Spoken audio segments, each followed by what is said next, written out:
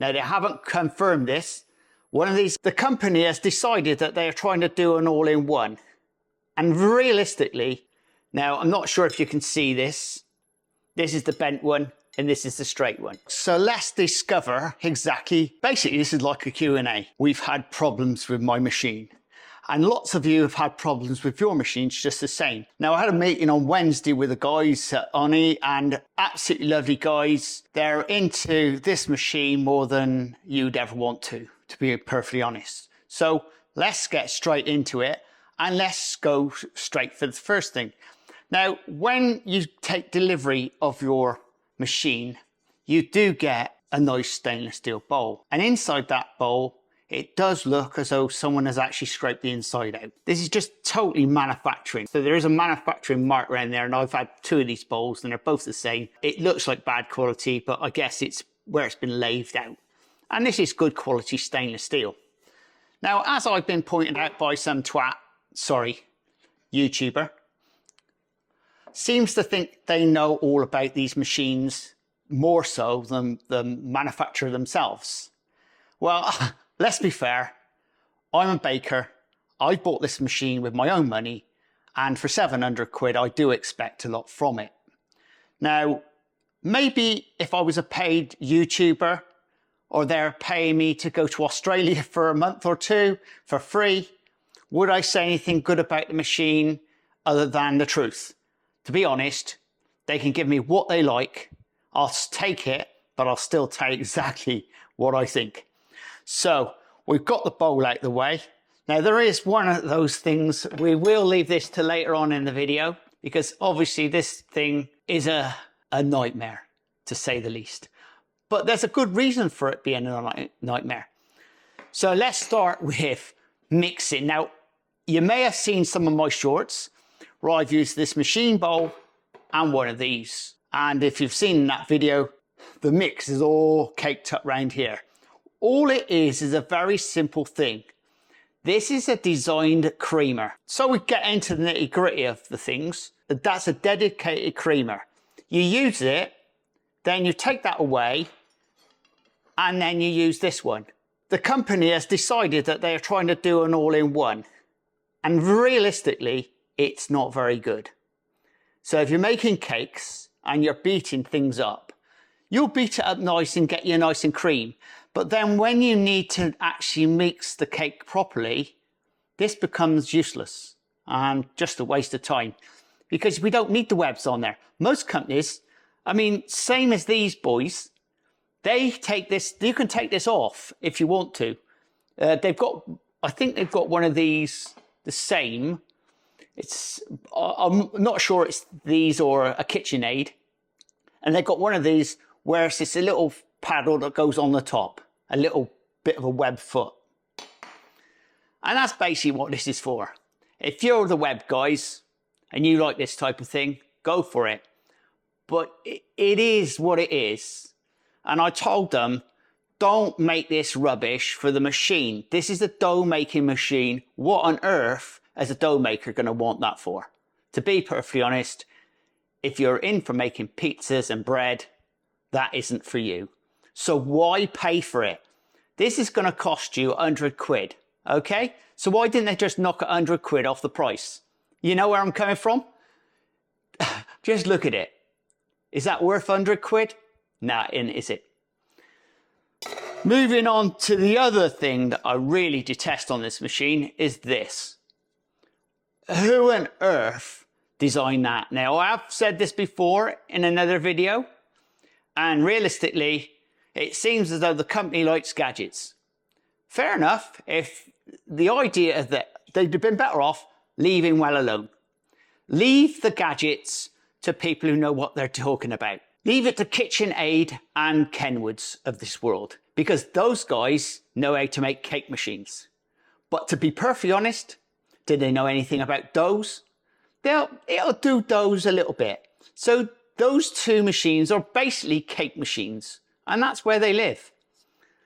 This company has been making ovens for pizzas, and then they decide to do a machine. Why on earth would they want to do something that makes cakes? And when would you be using that? This is the whisk. And that motor thing, what a waste of time. And to be perfectly honest, when you're voluming that up, out of a litre of cream, I would expect to get 2 litres. The litre of cream and a volume of a litre. With this, I only get half a litre volume. Now, with this one, I get a full litre and a litre of volume with that. Because it's a proper whisk. And also, the shape of the bowl does make a difference. And going back to this one again, the other thing that is a bit annoying really, that don't make these work so well, is the fact is the bowl is rotating at the same time as these things are moving. It's not good for that type of thing. Cakes aren't designed for that sort of thing. Getting straight down to one of these, that is what it's designed for. Before we move on to the main problem of this machine, let's get around to the noise. Now, the guys did tell me they are a noisy machine, and there's no getting away from it. It is noisy. And it's a lot noisier than a lot of other things, but it's not that annoying that you can't turn it off. But the main reason it is so noisy is the fact is, on the top here, I think it's up here they were saying about, or down below, whichever the case may be, there's a belt inside. Now, it's not like a fan belt, where a fan belt has got a nice smooth rubber to it. This is a cam belt, where it's got little notches all the way around, which notches in like gears all the way around. You know what I'm talking about. And if you're an engineer, bugger off. So let's get down to that. The point of issue there is because those little notches all the way around, it's making more noise in the machine. Now that's what I've been told. I understand what they're saying because you know as well as I do, if you don't adjust a fan belt correctly, it whines. And to stop all that happening in this, because in a bigger professional machine, they're belt driven. And basically you have 3 or 4 of those belts inside going round. So, and you've got an adjustment on it to adjust them up, actually on a professional machine. On this, there is no adjustment.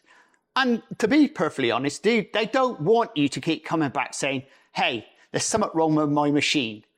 So the idea is you put the cog system in and it's like a chain, it's going round and round. Now this is rubber in here and it's not chain driven.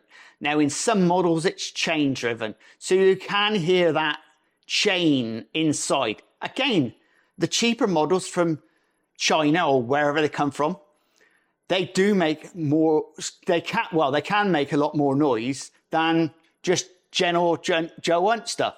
But generally, a person who buys a KitchenAid and a Kenwood, they're not going in for the noise and they just want to make cakes, so they're on and off. Now, I know through the summer months, you guys making your pizzas, this is the baby you're going to go to because there's nothing wrong with making the dough. I have discovered, and I will let you in for this secret. Now, I've ran this on a test of, I think it was 6 continuous doughs. That's 10 to 11 minutes mix, off, on, off, on. And out of those doughs, one of those doughs was being mixed at 50% for 11 minutes. And though the dials quite clearly said that's what it was doing, the dough wasn't quite as mixed as what it should have been.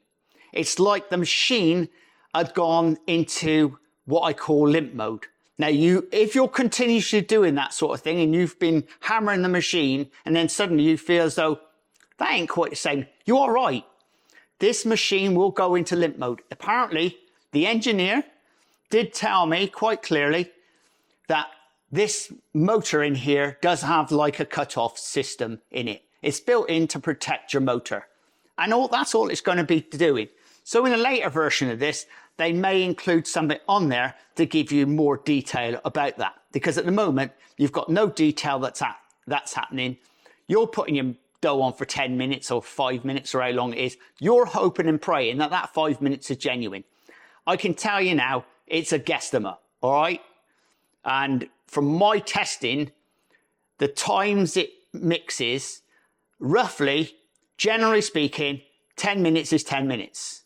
But out of 5 to 6 uses, one of those mixes will not be a full 10 minutes. Or it may say 10 minutes, or the machine will not be mixing at that quite percentage it should be. You know, I'm not going to go into the differences. Well, I'm going to touch on it.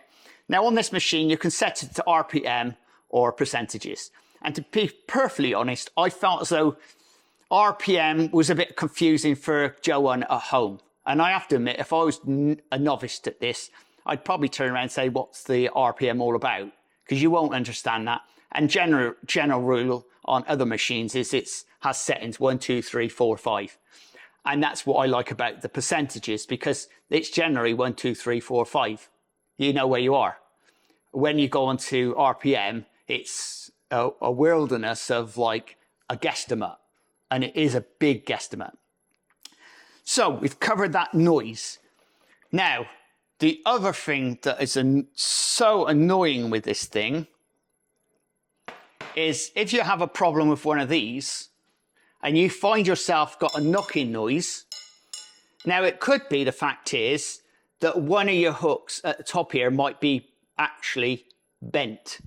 Now, I'm not sure if you can see this. This is the bent one and this is the straight one. Yeah, you probably don't see that very well. It is being replaced. It hasn't been sent to me. In fact, it's coming out my old machine. That's the bent one they sent me to replace this one. So if you suddenly get a bit of a knocking noise inside the machine and you think knock, knock, knock, all it is this thing.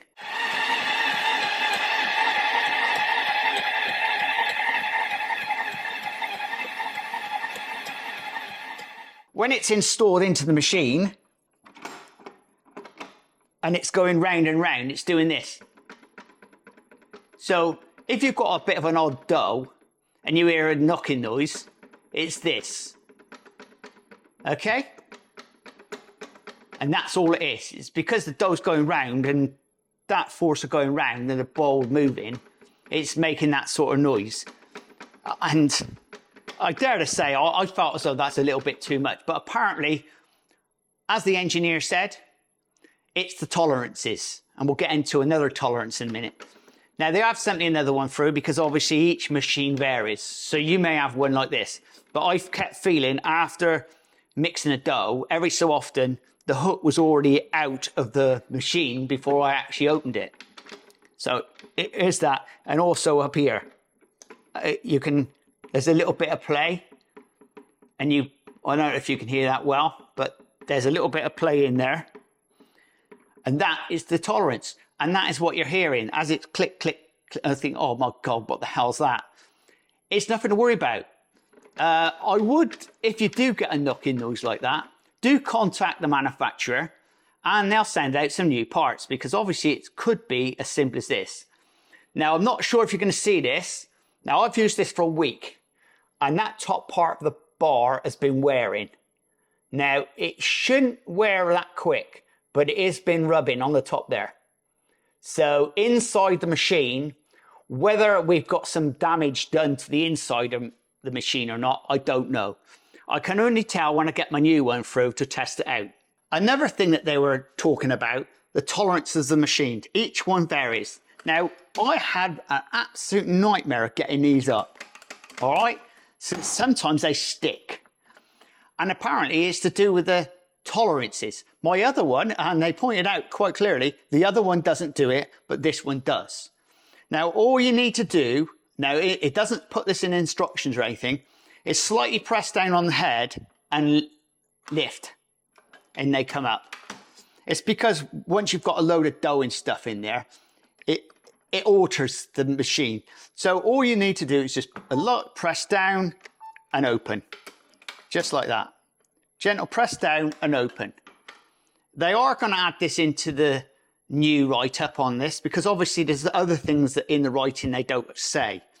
But it's a good thing that we got to the bottom of that, because you guys could end up having the same problem. I don't know. But if it sticks, and oh God, what the hell's up there? Push down, up. So, we all want to know this, don't we? In my last video, you probably realized when I actually made it, we had a problem with this. Now, okay, to those engineers out in the real world, that you're an engineer and I'm a simple country baker. And I'm still going to tell you, I don't like this. It's cheap and cheerful in my eyes, okay? This is cheap.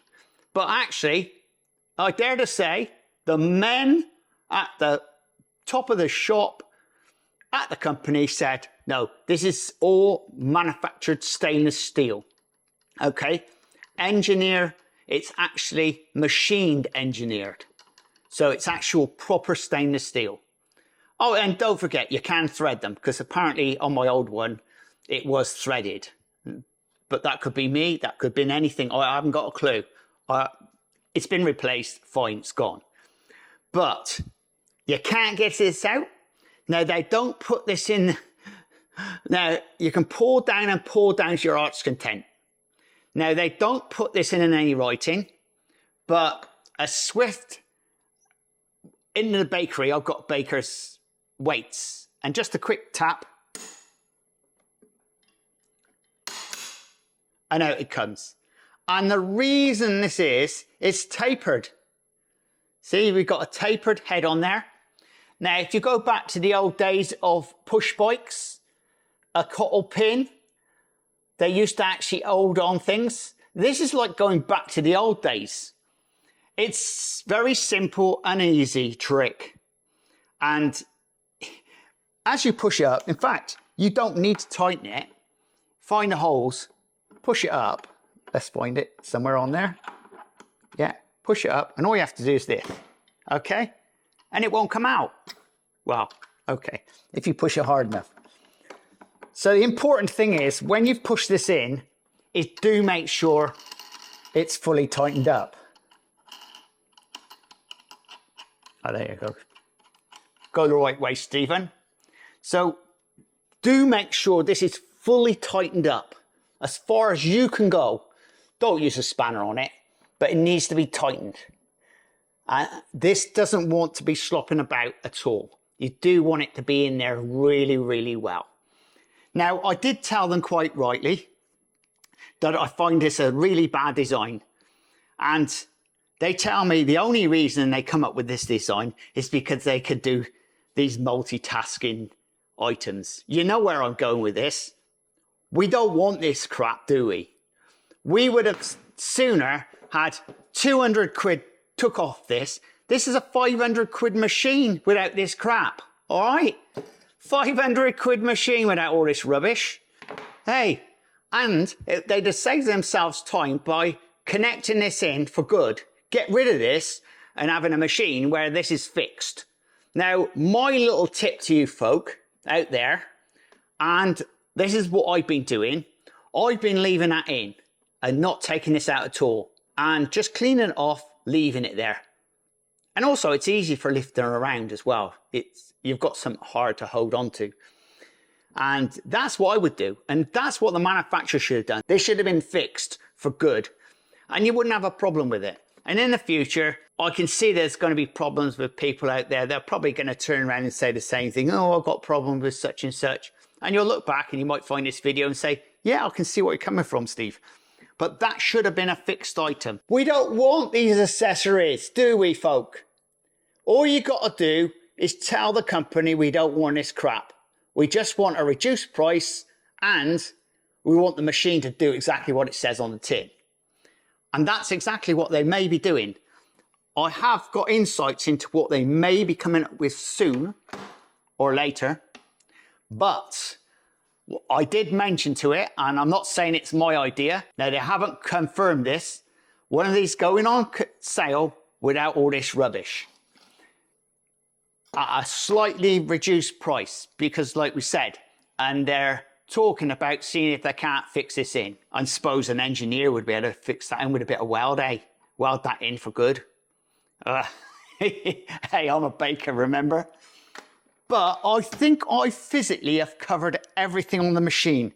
If there is anything I have missed off, do check out the comments below and put it in there, because I feel as I've probably covered everything on here. It's still a nice quality, even though there's little floor marks around here and paintwork. Well, I think you get that on everything. One of my subscribers, Orient No anymore, he just turned around and said, yeah, what do you expect for 700 quid, Steve?